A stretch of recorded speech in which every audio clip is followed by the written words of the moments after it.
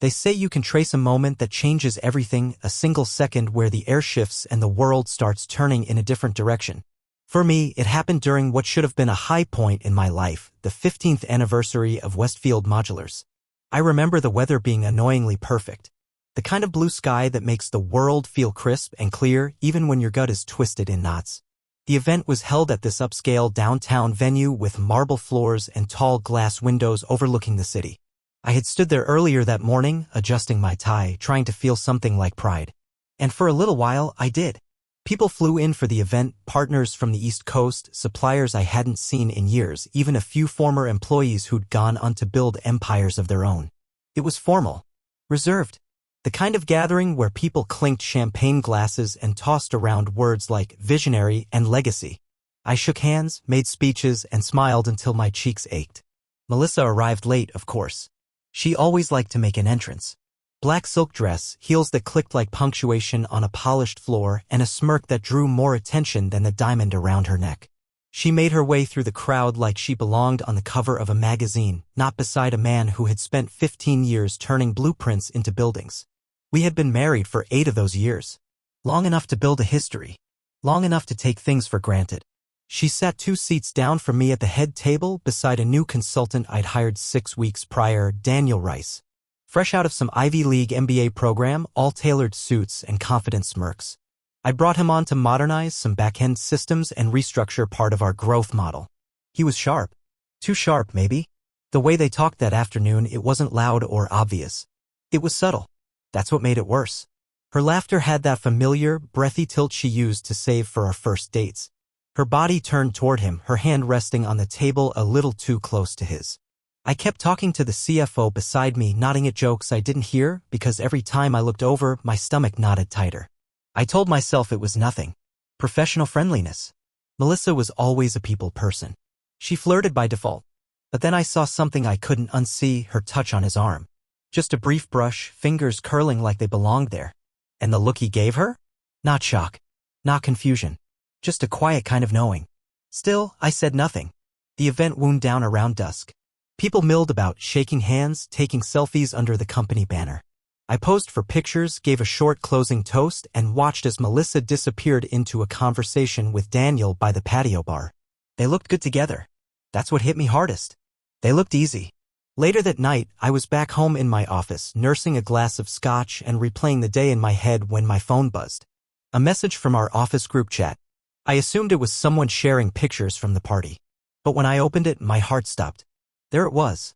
A photo clearly taken by someone standing a few feet away. Melissa with her head resting on Daniel's shoulder. His arm looped casually around her back. Both smiling, lost in their own world. Not posed. Not performative.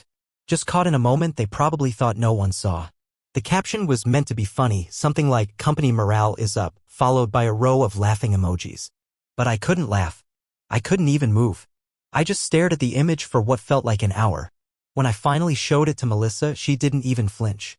"Oh God, that's nothing," she said, waving it off like it was a mosquito. I was tired. And Daniel was just being sweet. You know how these events drain me. I studied her face, waiting for a crack in the facade. A twitch, a flinch, anything. But she stayed calm. Controlled. And that, more than anything, scared the hell out of me.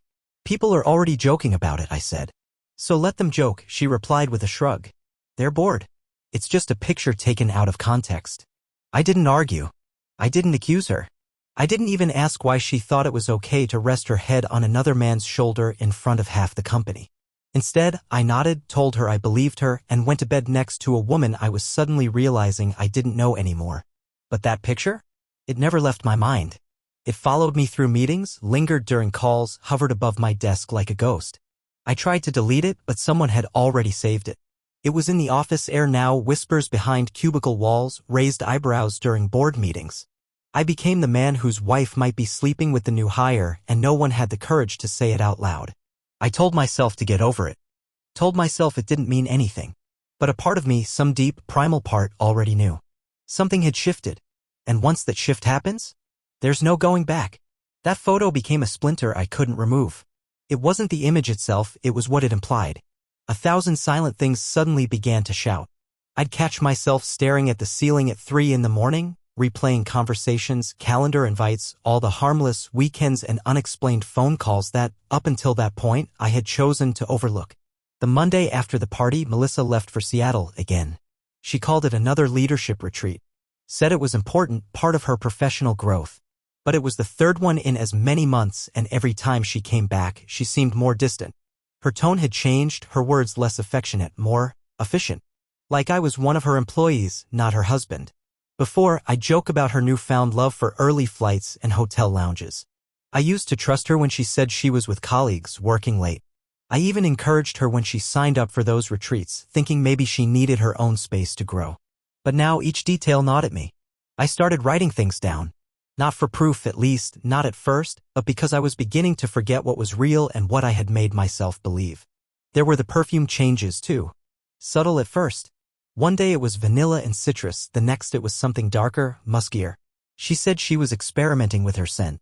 Said she wanted to feel more like herself. But Melissa had worn the same perfume for the past 5 years, a scent I associated with every kiss goodbye, every lazy Sunday morning. This new one didn't smell like her. It smelled like someone preparing for someone else. Her laptop, once left open on the kitchen island, was now password protected.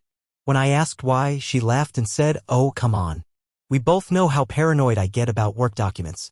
But she'd never been paranoid before. And I wasn't asking to read her files, I just wanted to know when my wife had started keeping secrets. Then there was her phone. It lived in her hand. Face down. Always. The lock screen would light up and her thumb would dart across it before I could catch a glimpse. If I walked into a room too quickly, she'd lower her voice or turn away mid-conversation. "Just Abby," she'd say. Or "Work stuff, you wouldn't care." But I did care. I cared about the way she smiled at texts she didn't want me to see. I cared about the quick way she switched apps when I came close. I cared because she didn't use to act like this. She used to leave her phone charging on the nightstand, forgotten until morning. Now it followed her like a lifeline. The gym thing threw me off most. Melissa hated working out. Always had. Her idea of cardio was mall walking. We used to laugh about it.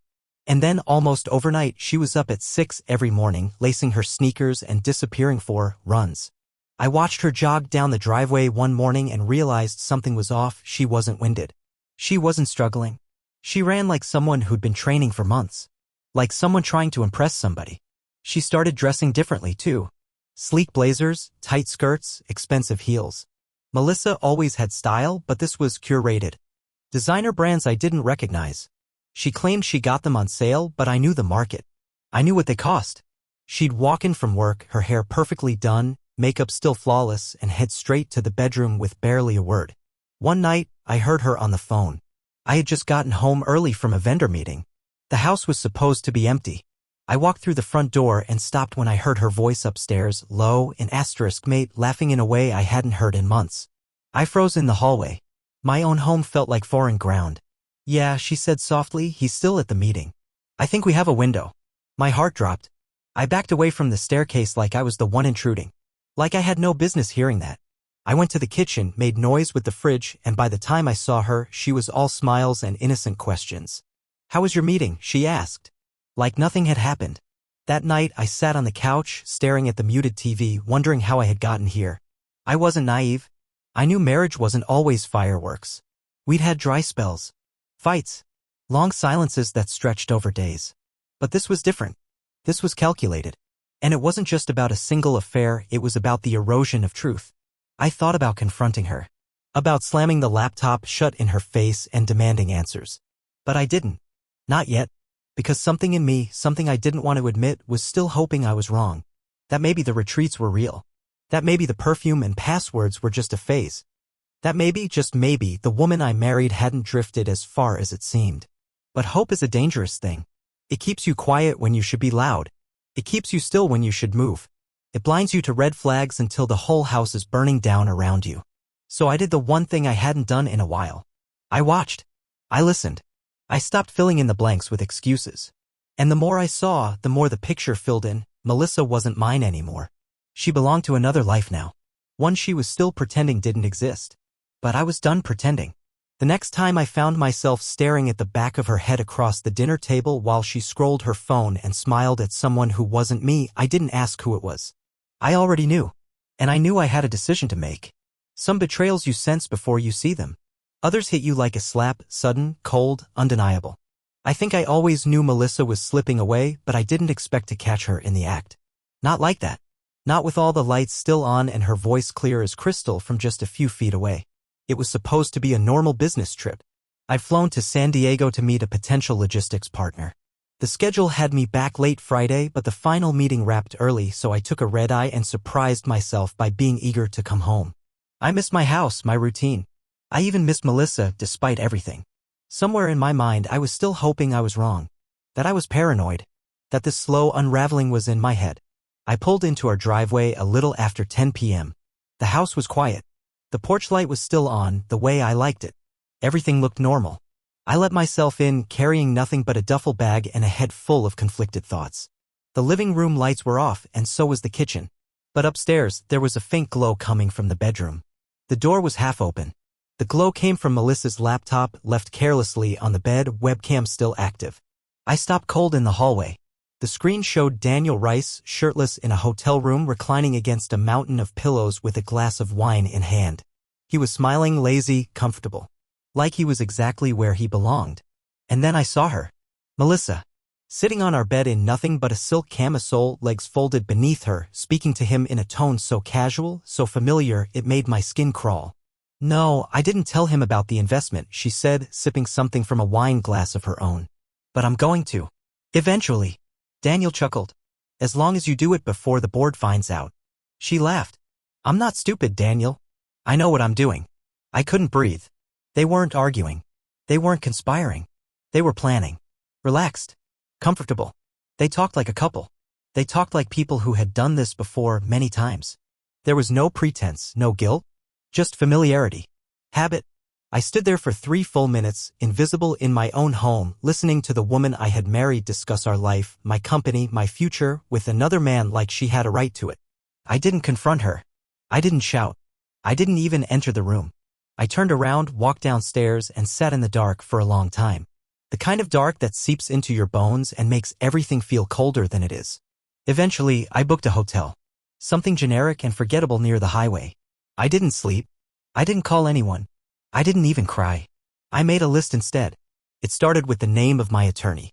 Then came a call to my company's head of legal affairs, an early morning voicemail asking to meet off-site. I didn't go to the office Monday. Or Tuesday. I went silent, pulling away from everything except what I needed to know. Was this emotional? Was this about S***X? Or was it something worse? The answer came faster than I expected. I started with her laptop. The next morning, while she was at work, I returned home with a digital forensic expert I'd met through a former colleague. He was polite, professional, and entirely unimpressed by Melissa's amateur attempts at deleting history. Within an hour, he'd pulled up a list of deleted emails, calendar invites, and chat logs. What he found made the blood drain from my face. Melissa and Daniel weren't just sleeping together. They were moving money. The chat logs included references to something called Vision account, transfers, dummy vendors, dates that matched suspicious gaps in company invoices. It was all there, encrypted but recoverable. She'd been funneling funds from one of our company initiatives into a shell account under Daniel's name. They were calling it a consulting dividend. It was embezzlement, clear as day. And that was just the beginning. There were notes, private ones, outlining plans to relocate to Portland if things got messy. Melissa had drafted an exit strategy. My wife, my partner, had a plan in place to walk away with Daniel and a significant portion of my company's funds. Not just betrayal, premeditated betrayal. Calculated, cold, and executed behind my back while she pretended to be tired from spin class. I went still, focused. The kind of focus you get when the house is already on fire and your only job is to pull out the blueprints before it collapses. First, I contacted our financial controller and had him audit the accounts connected to the Vision label. Then, I used my authority as CEO to restrict administrative access across several divisions, quietly, discreetly. Melissa had no idea anything had changed. She thought I was still blissfully unaware, still making toast in the morning and kissing her cheek on the way out the door. I changed all my personal passwords, hired a second forensic team to comb through company servers, created a secure backup of everything, the video call, the chat logs, the emails. Every line of data was time-stamped and stored in a secure drive. My lawyer nearly fell out of his chair when I showed him the files. "You have enough here," he said, "to bring both of them down. Civil, criminal, take your pick." But I didn't pick yet, because this wasn't just about revenge. This was about protecting what I'd built. My company, my kids, my name. I wanted Melissa to know what she had destroyed. But more than that, I wanted her to see what she had lost. So I started building something else. A trap. In war, they say victory belongs to those who strike first.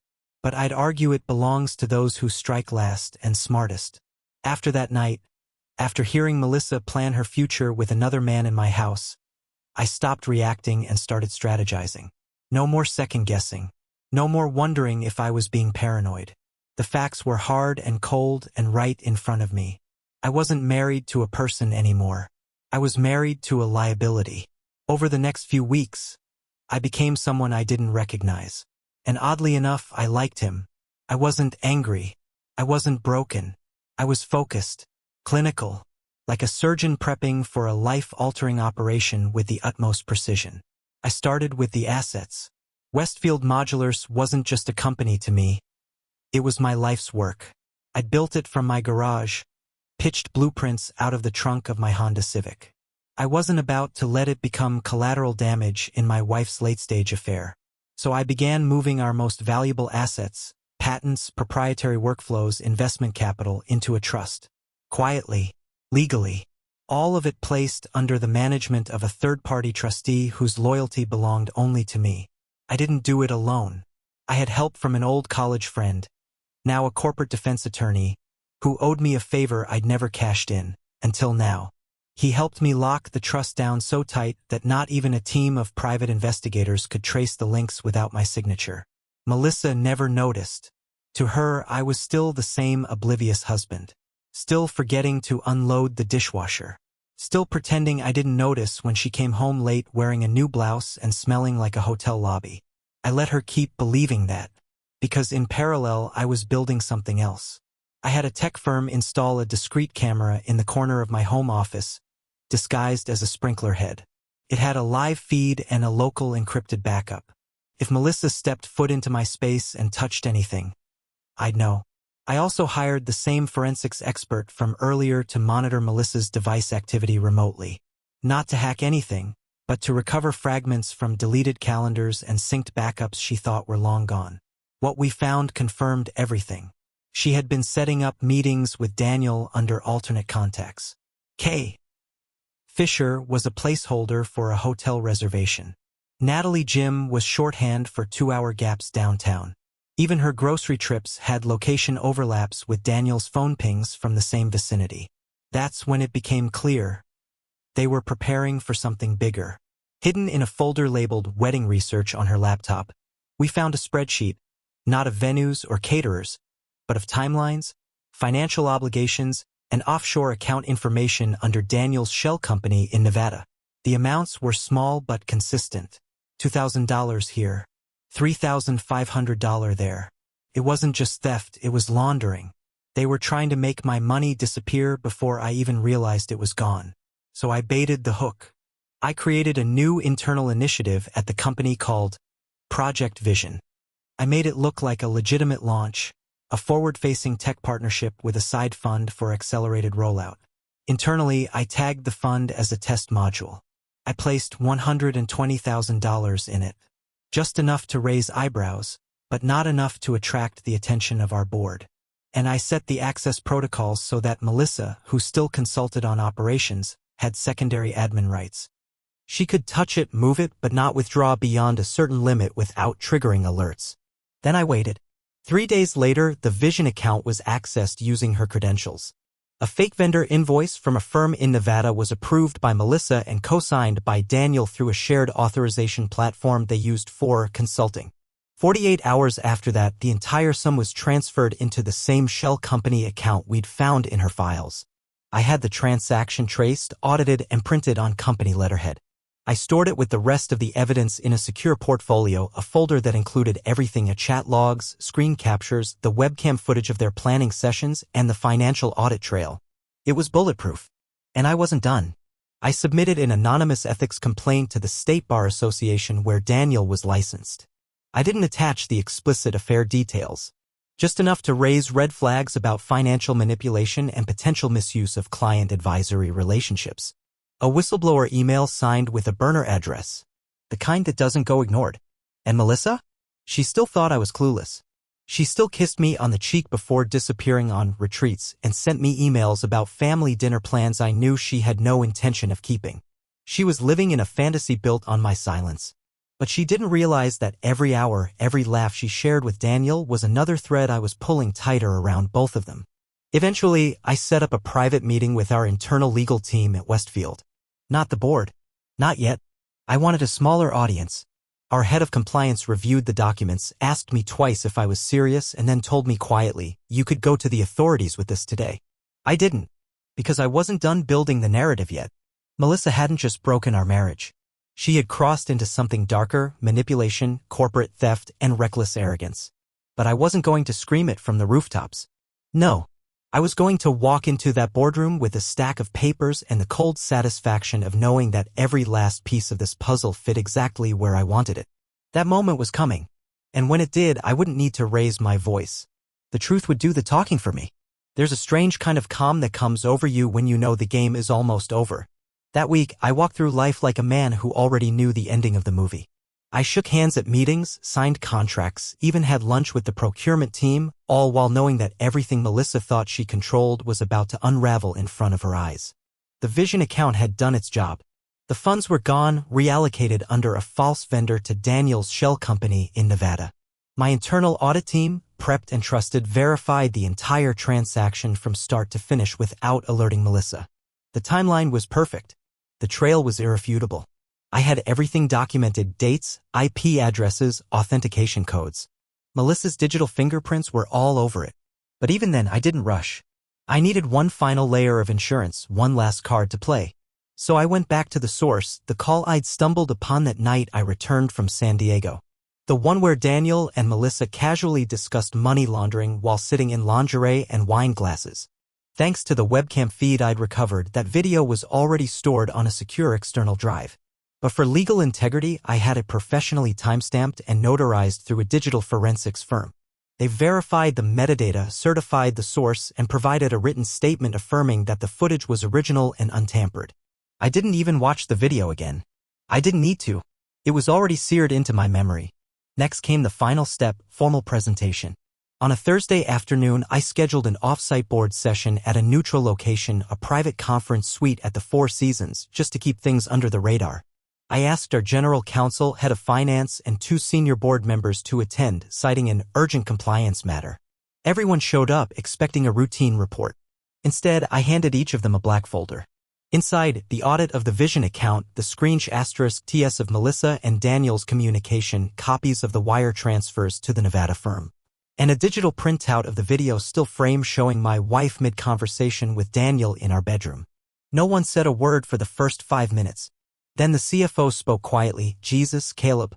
I didn't want this," I replied. "But I'm not going to be a casualty in my own company." We walked through the evidence, line by line, frame by frame.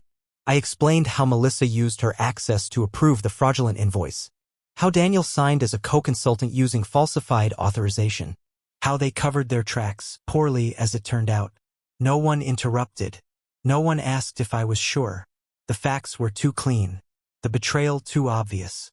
By the end of the meeting, there was no debate. Our legal head said calmly, "We need to freeze all accounts connected to Melissa immediately and file an incident report." "Do it," I said. "I want her access revoked within the hour."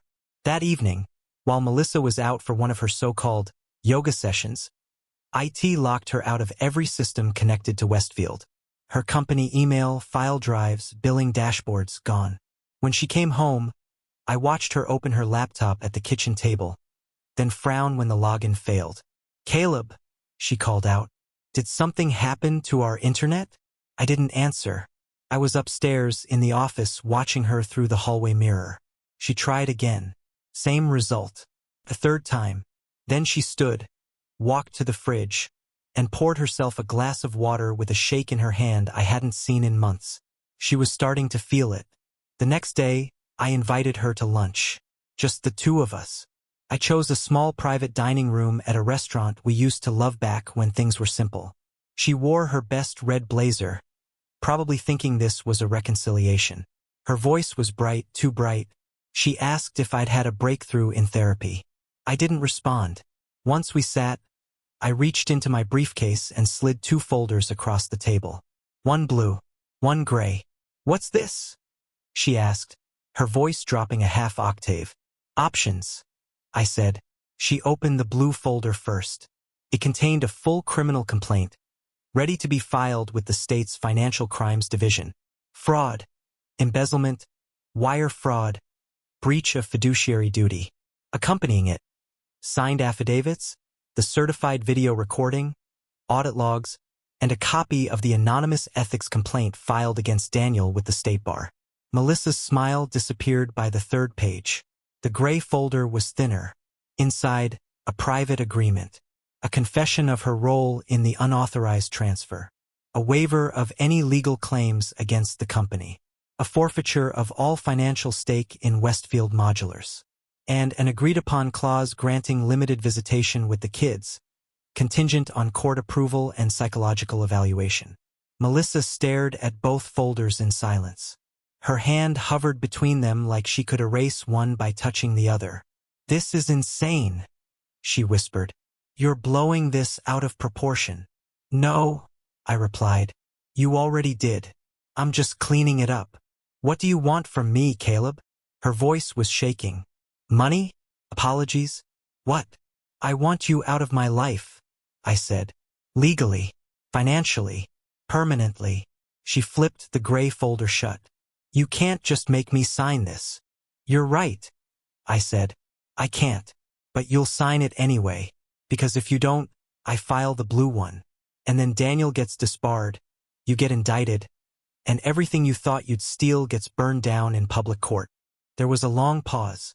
"Think carefully," I added, "because the clock's ticking." For the first time in our marriage, Melissa had no comeback.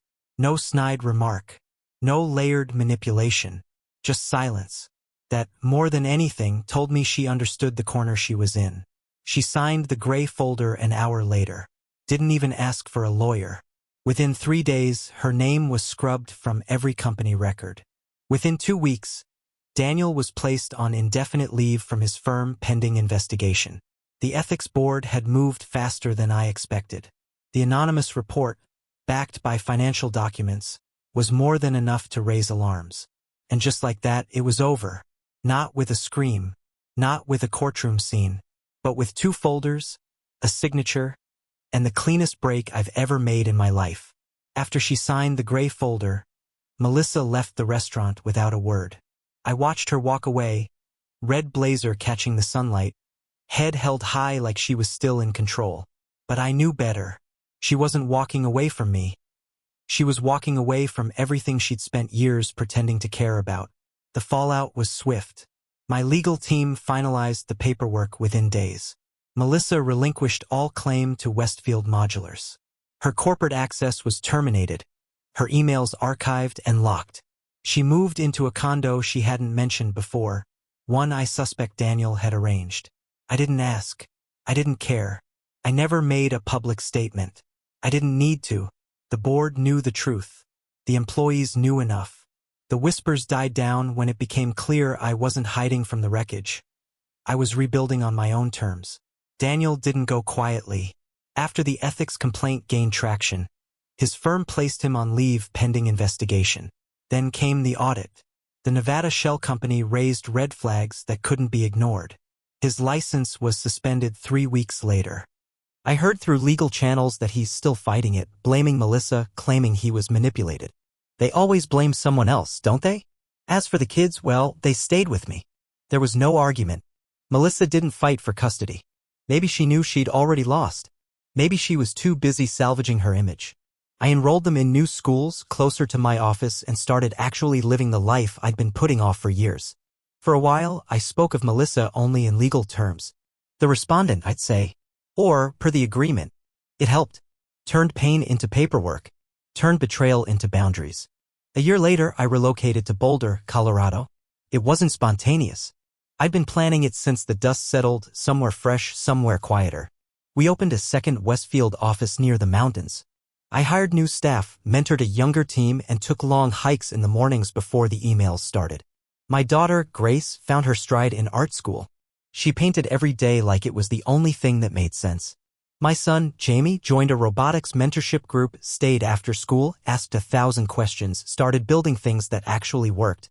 Watching them thrive reminded me why I'd fought so hard to hold everything together. And me? I met someone. Olivia. A community outreach director with a background in nonprofit work and absolutely zero interest in business acquisitions, market strategy, or office politics. She didn't know who Daniel Rice was. She didn't care about stock options or dividends. She talked about people, what they needed, how they struggled, where help was missing. She asked about me like I was a person, not a brand. For the first time in years, I felt seen, not for what I could provide or what I had built, but for who I was when I wasn't trying to hold everything up. Then, one day, a letter came. From Melissa's attorney. A polite, carefully worded request. She wanted to reconnect with the kids. Said she was in therapy now. That she had changed. That she just needed a chance to rebuild. I didn't respond. Not directly, anyway.